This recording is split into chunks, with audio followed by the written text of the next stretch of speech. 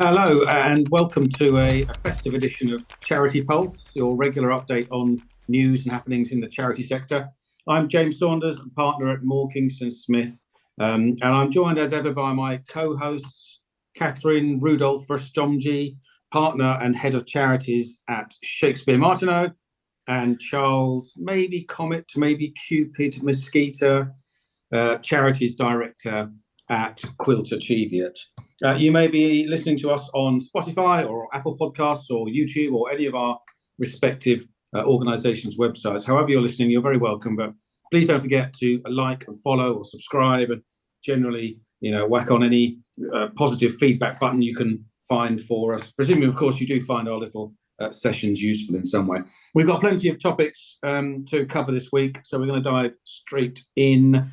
I want to revisit HMRC and Gift Aid, which we have covered a couple of times in recent episodes, just to tie up where we are with it, really. We did suspect that HMRC had a bit of a project around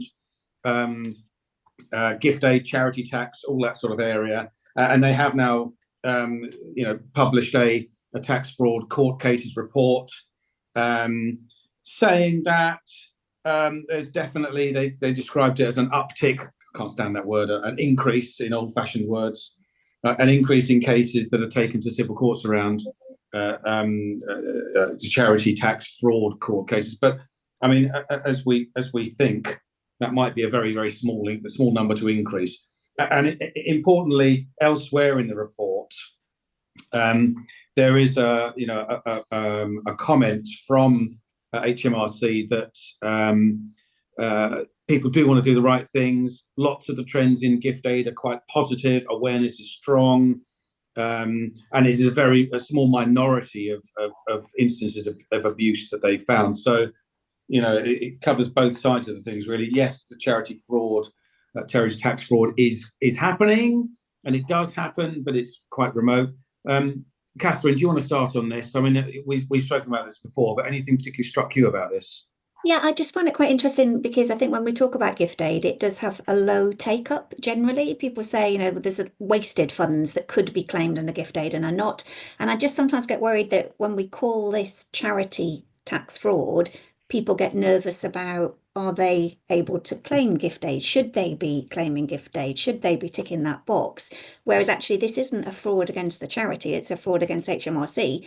And I do think it's rare. So I think there's this whole education piece about we should be encouraging, genuine donors, that want to support charities. They should be able to make those donations and they are eligible for gift aid and should be claiming it. I just wonder if it has a bit of a knock-on effect of making people a bit nervous about doing that and a bit reluctant. Absolutely. I mean, there is a huge difference between ticking a wrong box accidentally or something along those lines, and the large-scale scam frauds deliberately defrauding HMRC with only the intent of raising money on it. So, that absolutely, that's a good point. Charles? Yeah, I mean, so two things. I mean, the Charity Finance Group has come out and it's calculated it's about 500 million a year of unreclaimed gift aid, genuine gift aid. And so therefore people shouldn't be put off. I think HMRC, and it's not in their nature, I know, just need to change this messaging. This has nothing to do with charities. This has all to do with individuals behaving inappropriately. This is straight fraud. This is no different to any other fraud. And we've just got to be very careful about tarnishing the reputation of the sector for people who are behaving badly, inappropriately, illegally, and the full force of the law should be taken against them.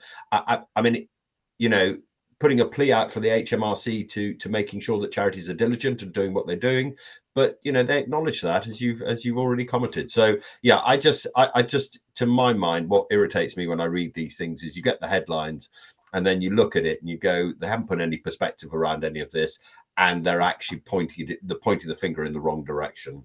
Yeah.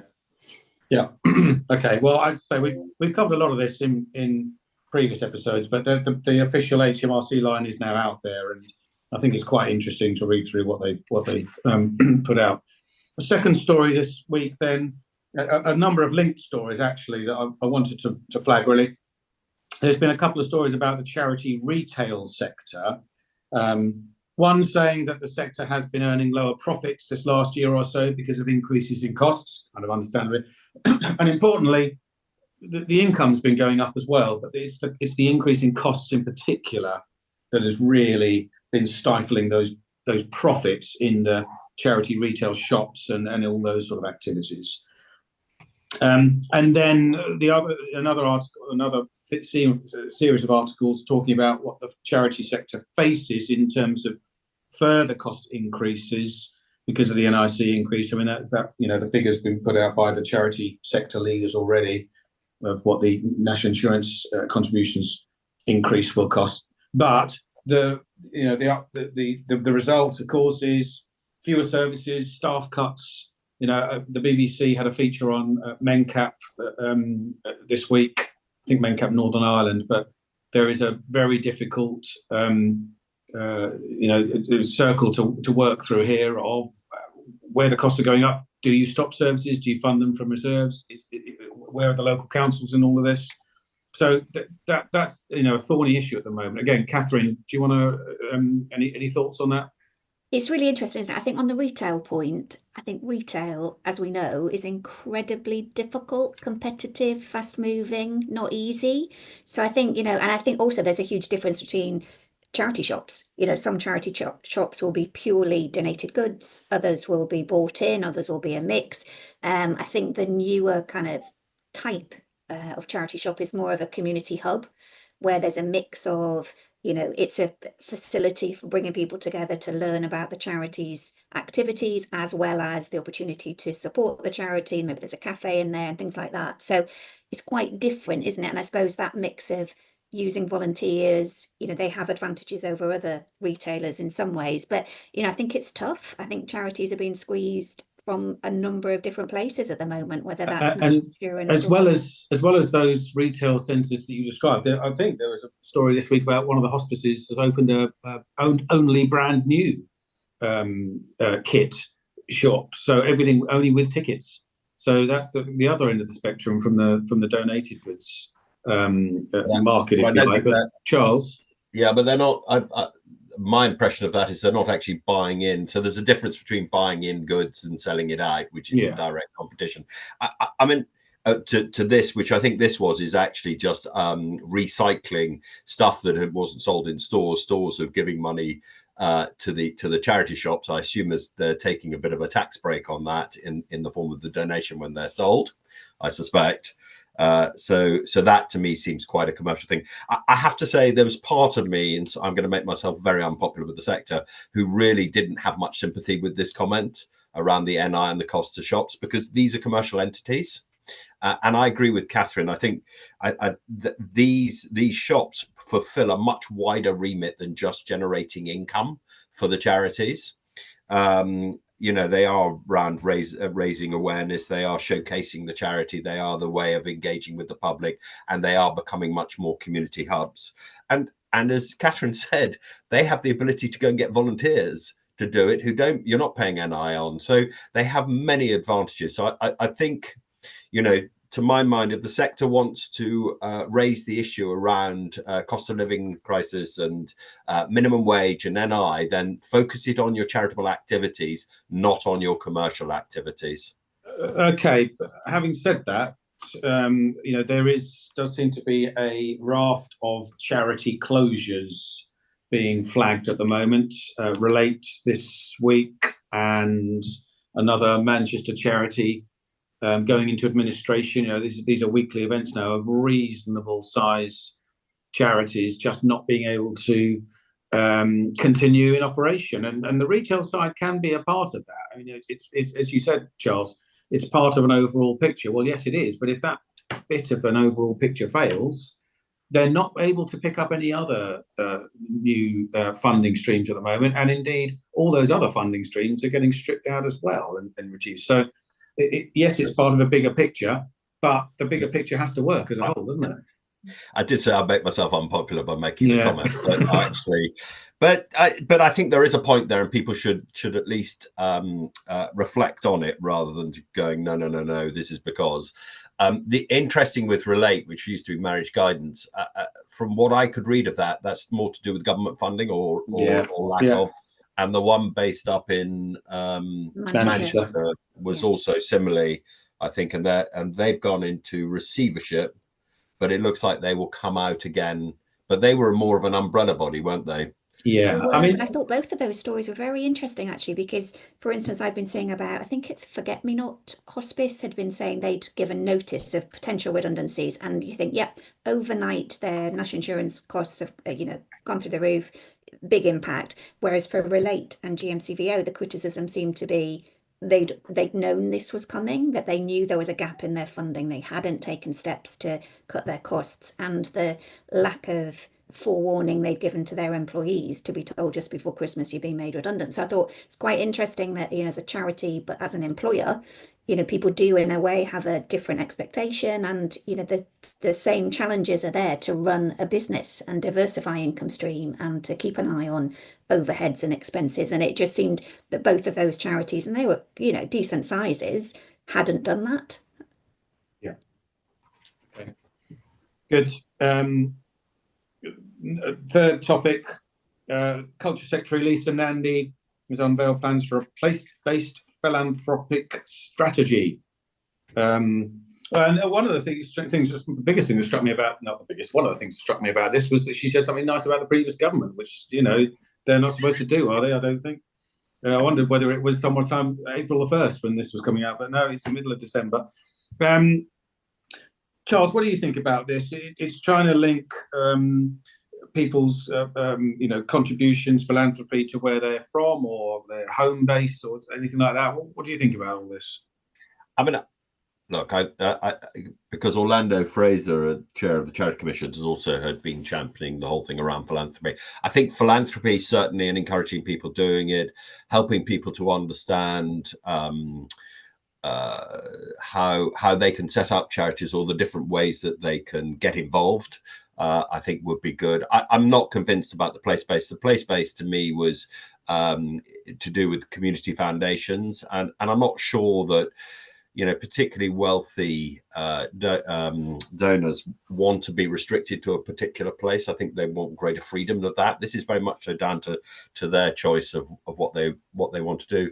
And the other area, if government really wants to sort this out and make a difference, actually, they need to go to the FCA and they need to tell the FCA that those people who are advising around wills are actually trained and understand about the whole thing on charities and how to set them up and everything else. Because at the moment we have a massive gap between people's knowledge of those that are advising on financial planning and the government, or previous to that, the Conservative government, wanting to encourage people to do philanthropy. So, that would be an easy way to join a dotted line and make a difference. Yeah. Catherine, you had some thoughts on the particular community foundations. Yeah, I mean, I would agree with Charles. I think it's a bit one-dimensional. It was a bit, you call it your fancy terminology that I'm not going to repeat, but actually you're just trying to link that with the community foundation network. And I would take issue with that, because I think donors need to be made aware of the choices available to them, that they could have a fund with a community foundation if they want, but there is a charge for that, and it varies between community foundations how much that is. I thought it was a bit one-dimensional to assume you want to restrict your charitable giving to a geographic postcode area rather than the causes and the things that matter to you over the course of your life. So I think there's more of a piece here around donor advised funds, around charitable foundations. It's much more accessible. Lifetime giving has much more of a benefit to the individual as well. So I just thought this was a little bit basic. But I also wondered if it was more of a link as well to some of the other comments from Lisa Nandy. I think with the Arts Council review, there kind of seems to be an implication about is too much funding being in London and the southeast, and does that need to be spread across the country? So I just wondered if there's more of a focus there, perhaps. Yeah. I have to say, James, just as on being a trustee of a donor advised fund, Prism the Gift Fund, I'll give a pitch for Prism because it does a fantastic job. But it never ceases to amaze me about how few people actually know what a donor advised fund is. I fully accept it's a ghastly name and it came out of the US, but they are fantastic vehicles. But Catherine's right; people need to weigh up the odds, the difference between setting up your own charity and what the advantages and disadvantages of that versus using a donor advised fund versus giving money straight to charities that are already in existence. And I mean, I was having a conversation with somebody yesterday on that very subject who's looking to give away, I don't know, 3 or 4 million quid, and just going to, but at the end of the day, it's going to be, you know, him and his wife's choice about what route they decide. All I was trying to do is just give them the information, and he'd never heard of donor advised fund. In fact, we're, you know, had to send him some information so that he had a time to consider it. So I think there is a massive opportunity and a knowledge gap that could be filled, and one I think that, you know, if I was Lisa Nandy, that's what I would do rather than coming up with, as as Catherine said, this wonderful heading or line for the press. And again, given this is seems to hark back to what the previous government was doing, it does rather worry me that the first thing they come out with is as a new idea is not a new idea. It's something that someone else has done. But we'll see. We'll give them some time, I suppose. Final story is this rather unfortunate one about pugs. This charity that was set up for the benefit of pugs, but has been, it seems, sadly abused financially by its founders. And again, this links back to, you know, when we've looked at the Captain Tom Foundation recently, and just before that, the Naomi Campbell charity, where really it's governance, isn't it? It really is. There's two elements to this. Catherine, if you can cover the governance, and then Charles, you talk about the accounts, because I know that's got your goat. But Catherine, start with the governance. General governance here just seems to be, you know, it's non-existent, is it?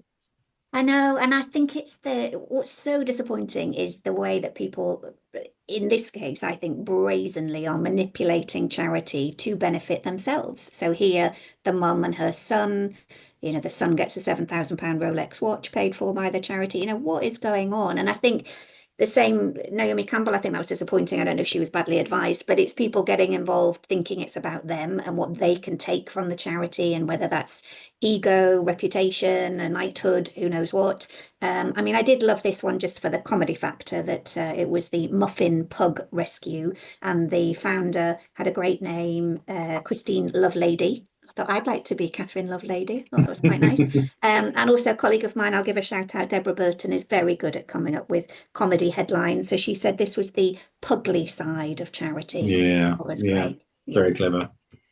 Charles, you spotted it. I mean, the original inquiry was launched because of their failure to submit accounts, which is, you know, an admin failure, rather than anyone really finding out anything, you know, heinously wrong before the admin failure came about. What do you think about it?